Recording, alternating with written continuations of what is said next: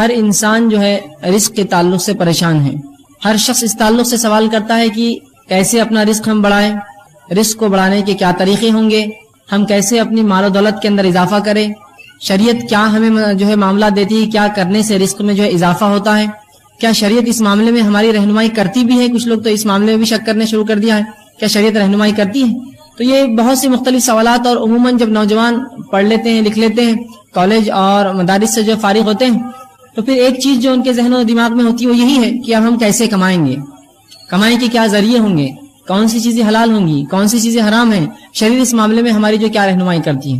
لیکن چونکہ اس مسئلے پر جو ہے لوگوں نے روشنی ڈالنا چھوڑ دی کہ حصول رزق کے لیے, رزق میں اضافے کے لیے ہم کیا کریں, شریعت اس معاملے میں ہماری کیا رہنمائی کرتی ہے, چونکہ اس تعلق سے ہمیں بتایا جانا چھوڑ دیا گیا یا اس تعلق سے ہم نے علم حاصل نہ کیا, تو بہت سی بار ایک سوال جو ذہن میں عموماً کھٹکتا ہے وہ یہ ہے کہ اگر ہم شریعت پر اور دین پر چلیں گے, ایک اچھے مسلمان بن کر زندگی گزاریں گے, تو ہمارے رزق میں کمی ہو جائیں گی. یہ ایک عام بات ہے, ایک عام قول ہے, ایک عام طرز ہے کہ لوگ یہ کہتے ہیں کہ اگر تم دین پہ چلو گے تو تمہارے رزق میں کمی ہو جائیں گی, تم کما نہیں سکو گے. اور یہ معاملہ, یہ عقیدہ صرف ان لوگوں کا نہیں ہے جو جن کے تعلق سے لوگ کہیں کہ یہ دیندار نہیں ہیں. یہ معاملہ ان لوگوں کا ہے جو اپنے آپ کو کتاب و سنت کے پابند اور دین کے حامل بتاتے ہیں. ان لوگوں کا یہ معاملہ ہے کہ جب ان کے گھر کے نوجوان پڑھتے اور لکھتے ہیں اور تعلیم میں جب آگے بڑھتے ہیں, تو دھیرے دھیرے آپ دیکھتے ہیں کہ اگر وہ 8ویں 9ویں اور 10ویں میں ہے بچہ, تو یہ دین پر خاصا چلتا ہے. ٹھیک, اس کے بعد جب 11ویں اور 12ویں میں آ جاتا ہے, 11th اور 12th پاس کرتا ہے, تو لوگ کہتے ہیں بھائی تھوڑی دینداری اپنی کم کرو. جب یہ گریجویشن کرتا ہے تو کہتے ہیں دینداری کو تھوڑا کم کرو, اور اگر اس نے داڑھی رکھ لی تو اس کو تھوڑا چھوٹا کر دو, اب اس لیے کہ اب تمہیں کمانا ہے. چونکہ تم اگر ایسے حلیے میں رہو گے تو تمہارا کمانا بڑا مشکل معاملہ ہے. پھر جو ہی وہ گریجویشن پاس ہو گیا, پوسٹ گریجویشن کرتا ہے, تو کہتے ہیں کہ اب اگر تم مکمل طور سے اپنی دینداری کو دکھانا چھوڑ دو, نماز پڑھتے رہو, روزہ رکھتے رہو, لیکن یہ تم نے داڑھی رکھ رکھی ہے, تمہاری یہ جو پتلون اور جو ہے پیجامہ ہوتا ہے ٹخنوں سے اونچا ہوتا ہے, اور تم حلال اور حرام کی تمیز کرتے ہو, یہ کمپنیوں میں جاب نہیں کروں گی بولتے ہو, اس میں نہیں کروں گی بولتے ہو, تو یہ سب تم تھوڑا کم کر دو, تبھی تمہیں رزق ملے گا. تو ہم دیکھتے ہیں کہ لوگوں نے ایک عقیدہ بنا لیا کہ اگر ہم دین پر چلیں گے تو ہم کما نہیں سکتے, یا دین پر چلیں گے تو رزق میں کمی آ جائیں گی. اسی لیے ہم دیکھتے ہیں کہ وہ نوجوان جس نے داڑیاں جما رکھی ہو, اس نے کبھی کاٹی نہیں اپنی زندگی میں داڑھی, لیکن جو ہی وہ گریجویشن پوسٹ گریجویشن ہوتا ہے اور اپنی زندگی کے اس مرحلے میں قدم رکھتا ہے جب وہ رزق کمائے, تو تب ہم دیکھتے ہیں اس کی دینداری کا پیمانہ کم ہوتا جاتا ہے. ٹھیک, کہ اگر اس نے داڑھی رکھی ہو تو داڑھی آپ دیکھیں گے چھوٹی ہونا شروع ہو جاتی ہے, اگر اس کا پیجامہ اور جو پتلون اونچی ہوتی ہے تو وہ نیچے آنا شروع ہو جاتی ہے. جہاں وہ حلال اور حرام کی تمیز کرتا تھا, اس تمیز کو دھیرے دھیرے مٹانا اور مسخ کرنا چالو کر دیتا ہے, اس لیے کہ اسے لگتا ہے کہ میرے دین اور شریعت نے اس مسئلے میری رہنمائی نہیں کی ہے, اگر یہ کروں گا تبھی میرا معاملہ درست ہونے والا ہے. سبحان اللہ, ایک عجیب عقیدہ ہم نے بنا لیا. اور کچھ لوگوں نے ایسا تصور دیا مسلمانوں کو کہ دیکھو اسلام نے دنیا کے معاملے میں تمہاری کوئی رہنمائی نہیں کی ہے. ہاں, نماز کے مسائل تم پوچھ لو, زکات کی باتیں ہم سے پوچھ لو, حج کے معاملات پوچھ لو, عمرے کا معاملہ پوچھ لو, اچھے اور برے کا معاملہ پوچھو, تقوی کے تعلق سے پوچھ لو, ایمانیات کیا ہے پوچھ لو, یہ سب ہم بتا سکتے ہیں, ذکر و اذکار کا معاملہ. لیکن اس کے معاملے میں شریعت ہمیں جو ہے اس کی رہنمائی نہیں کرتی. شریعت جو کچھ کہتی ہے یہ ہے کہ دنیا چھوڑ کر مکمل طور سے جنگلوں میں جا کر گفاؤں میں اپنی زندگی گزارو. اور یہ عقیدہ دیا جاتا ہے کہ بھائی اس معاملے میں تو کوئی رہنمائی ہمارے پاس موجود نہیں ہے, لہٰذا اب جو دنیا کے جو طریقے کمانے کے تم اس میں لگے رہو. کیا واقعی میں ایسا لگتا ہے کہ دین اور شریعت جس کے تعلق سے یہ ہمارا اور آپ کا عقیدہ ہے کہ اس نے تمام شعبوں میں ہماری رہنمائی کی, کیا اس اہم شعبے میں ہماری رہنمائی نہیں کرتا ہوگا؟ اتنا اہم شعبہ کہ کیسے ایک مومن حلال رزق کمائے اور اس میں اضافہ کیسے کرے, اس کی کنجیاں, اس کی مفتاح اور اس کے حصول کیا ہوں گے کہ کیسے اپنے رزق کو بڑھائے, کیا شریعت اس معاملے میں جو ہماری رہنمائی نہیں کرتی ہوں گی؟ انس بن مالک رضی اللہ عنہ فرماتے ہیں, بخاری کی روایت ہے کہ اللہ کے رسول صلی اللہ علیہ وسلم جس دعا کو سب سے زیادہ کرتے وہ دعا یہ تھی, ربنا آتنا فی الدنیا حسنۃ وفی الآخرۃ حسنۃ وقنا عذاب النار. اے اللہ میرے لیے میری دنیا کو بہتر بنا اور میری آخرت کو بہتر بنا اور مجھے آنکھ کے عذاب سے بچا. رسول اکرم صلی اللہ علیہ وسلم کی کثرت سے یہ دعا تھی, آپ صلی اللہ علیہ وسلم یہ دعا کثرت سے کرتے, اس لیے کہ اس میں دنیا اور آخرت دونوں شامل ہو گئی. اور یہ بات میں پہلے بتا چکا ہوں, شریعت اسلامیہ دین اور دنیا میں فرق نہیں کرتی ہے. جس نے یہ کہا کہ شریعت نے دین اور دنیا میں فرق کیا, اس نے غلط کہا, اس نے شریعت کا صحیح جو ہے اس کی سمجھ نہیں پائی آج تک. اس لیے کہ شریعت جس چیز میں فرق کرتی ہے وہ دنیا اور آخرت میں فرق کرتی ہے. اگر میں یہ کہوں کہ میں اسلام پر چل رہا ہوں تو ظاہر سی بات ہے میں دنیا میں ہی اسلام پر چلوں گا, مرنے کے بعد کوئی اسلام نہیں ہے اور آخرت میں کوئی اسلام نہیں ہے, کوئی نماز روزہ زکات حج کچھ عمل نہیں ہے, جو کچھ ہے دنیا میں ہے, تو دنیا میں رہتے ہوئے مجھے یہ کام کرنا ہے. تو لوگ کہتے ہیں نہیں, دنیا کے تعلق سے تو شریعت نے کوئی رہنمائی نہیں کی, ہاں دین میں جو تم بہرحال کر سکتے ہو شریعت نے رہنمائی کر دی, مسائل ہے فلاں اور یہ چیز پہ عمل کر لو. اور پھر ایک نوجوان اپنے آپ میں پریشان ہونا شروع ہو جاتا ہے. کیا واقعی میں شریعت نے ایسا ہی کیا ہے؟ اور پھر وہ کیا کرتا ہے؟ دنیا کے معاملات میں شریعت کو چھوڑ دیتا ہے اور یہ سمجھتا ہے کہ جب جو فرائض کا معاملہ ہے، روزے، نماز، زکوٰۃ، حج، اس حد تک شریعت سے پوچھو، اور اس کے علاوہ جو معاملات ہے، کمانا، روزی اور اس طرح کی چیزیں، یہ بھائی میرا اپنا مسئلہ ہے، تو میں اس معاملے میں خود اپنی راہ اور راستہ طے کر لوں گا کہ مجھے کیا کرنا ہے. اور پھر جو بے راہ روی ہوتی ہے اور جو طریقے اپنائے جاتے ہیں، اور ایک نوجوان جس کی تربیت نیک اور صالح معاشرے میں ہوئی ہے، نمازی تھا، روزے رکھتا تھا اور ہر چیز کرتا، ذکر و اذکار کا تھا، اور لباس میں سنت کو اختیار کر رکھی تھی، چہرہ اس کا جو اس معاملے سے جو ہے وہ تھا، اور اس کے بعد آپ دیکھتے ہیں دھیرے دھیرے دھیرے دھیرے دھیرے مکمل طور سے ہر چیز کو چھوڑ کر پھر ایسا ہو جاتا ہے. کبھی اس کو پہچاننے میں ہمیں مسئلہ ہوتا ہے، کیا تم وہی ہو جو کالج لائف میں تھے؟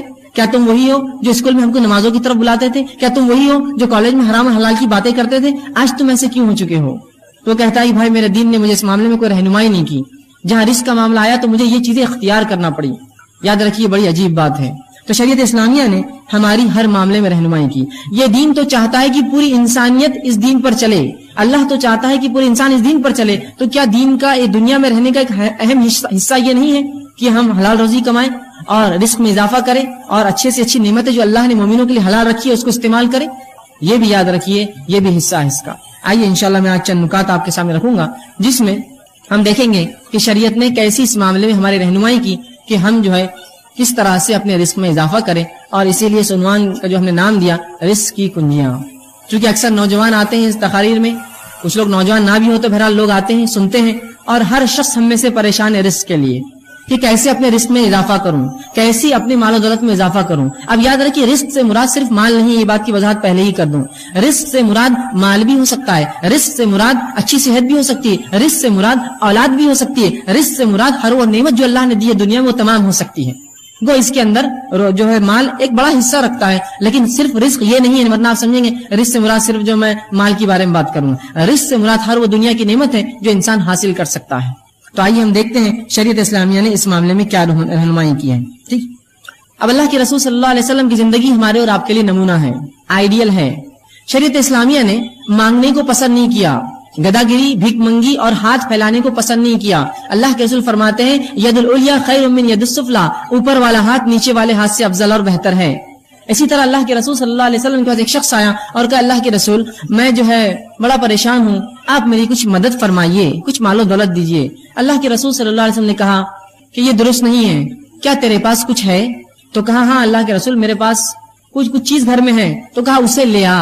وہ شخص فوراً گئے اور وہ چیز لا کر رسول اکرم صلی اللہ علیہ وسلم کو دے دی. آپ صلی اللہ علیہ وسلم نے وہ چیز لی اور اعلان کیا کون مجھ سے یہ چیز خریدیں گا؟ ایک صحابی نے کہا اللہ کے رسول میں اس سے آپ سے خریدوں گا، اور 2 درہم میں وہ چیز فروخت کر دی. کچھ اس کا زیرہ تھا ایک. جب رسول اللہ نے اس کو فروخت کر دیا، اس صحابی سے کہا جو مانگنے آئے تھے اب چلو میرے ساتھ. وہ صحابی رسول پیچھے پیچھے چلنے لگے. آپ ایک مقام پر گئے اور آپ نے ایک لکڑی خریدی اپنے ہاتھ سے. دوسرے ایک دکان سے آپ نے جا کر ایک کلاہڑی کا اگلا حصہ جو ہوتا ہے وہ خریدا، اور اس لکڑی کے اندر اس کلاہڑی کا حصہ اپنے ہاتھ سے پھنسایا اور کہا اب یہ لے جا، جنگل میں جا، درختوں کو کاٹ اور اس کو فروخت کر. تو شریعت اسلامیہ نے مانگنے کو پسند نہیں کیا، یاد رکھیے. ہاتھ پھیلانے کو اس نے پسند نہیں کیا، خودداری کو اس نے پسند کیا، خود کمانے کو، خود کفیل رہنے کو پسند کیا. اور یہی صحابہ کی فطرت تھی. عبد الرحمن ابن عوف رضی اللہ عنہ جب مدینہ آئے مکہ چھوڑ کر تو رسول اکرم صلی اللہ علیہ وسلم نے اخوت باندھی، بھائی چارہ باندھ دیا تھا. جن سے ان کا بھائی چارہ باندھا گیا اس شخص نے کہا کہ بھائی میری دولت کا حصہ، باغ کا حصہ، اور چاہے تو میری بیوی جو میں سے ایک سے زیادہ ہے تم اس میں سے ایک میں طلاق دیتا ہوں، شادی نکاح کر لو عدت کے بعد. تو کہا نہیں مجھے تم بازار کا راستہ بتا دو، بس مجھے یہ کافی ہے. تو انہوں نے ان کو بازار کا راستہ بتا دیا اور بازار گئے. اور وہ کہتے کہ اسی روز جس روز میں بازار گیا میں نے کھجور اور پنیر خرید کر لایا. مطلب اتنا کام کیا، اتنی روزی ملی کہ میں نے کھجور اور پنیر اپنے مال سے خرید کر لایا. خودداری دیکھیے صحابی کی. گو یہاں انصار تیار تھے اپنا مال و دولت آدھا کرنے کو، لیکن مہاجر وہیں اتنے خوددار تھے، لینے کو تیار نہیں تھے اس چیز کو. خود گئے بازار سے وہ کر کے لایا. تو شریعت تو یہ پسند کرتی ہے کہ انسان خود کمائے، کسی کے اوپر جو ہے وہ ڈیپینڈ نہ رہے. اور یہی معاملہ اللہ کے رسول صلی اللہ علیہ وسلم کا تھا. جب لوگ اسلام میں آتے تو آپ ان کو غنی کر دیتے، کچھ دے کر ایسا کر دیتے کہ وہ خود کفیل ہو جاتا، پھر مانگنے کی نوبت نہ آتی. جو لوگ تنگ کرتے، تکلیفیں دیتے جو اسلام لاتے، رسول اکرم صلی اللہ علیہ وسلم یہی کرتے. زکوٰۃ کا نظم بھی اسی کی ایک جو ہے علامت ہے. بہرحال تو شریعت نے مانگنے کو پسند نہیں کیا، بھیک منگی کو، گدا گری کو. اور اللہ کے رسول فرماتے ہیں جو شخص یوں ہی مانگے، جس طرح سے آج لوگوں نے پروفیشنل یا پروفیشن بنا دیا، مانگتے ہیں، جو شخص بنا کسی شرعی عذر کے کچھ مانگے، رسول اکرم فرماتے روز قیامت وہ ایسا آئے گا رب کے سامنے کہ اس کے چہرے پر گوشت نہیں ہوگا. چونکہ وہ مانگتا تھا اللہ کو چھوڑ کر دوسروں سے. تو کمانے کو شریعت نے پسند کیا, حلال روزی کے لیے کوشش کریں. اب آئیے چند وہ حصول جس کے ذریعے, جس کے کرنے سے اپنی روزی میں ہم بڑھوتری کر سکتے, بڑھا سکتے ہیں, یا جتنا ہم کماتے ہیں اس کے اندر برکت آ سکتی ہے. دونوں ہی باتیں ایک ساتھ بول رہا ہوں میں, ورنہ کچھ لوگ کہیں گے اب آپ نے تو اصول بتا دیے, ہم نے اس پر عمل کرنے کی کوشش کی, لیکن کچھ نظر تو نہیں آیا کہ تنخواہ 5 سے 6 ہزار تو آج تک نہیں ہوئی. تو میں رزق کے حصول بتاؤں گا, تنخواہ بڑھانے کے حصول نہیں بتاؤں گا. رزق, اور رزق میں اولاد بھی شامل ہے, اچھی صحت شامل ہے, دنیا کی نعمتیں اور مال بھی شامل ہے.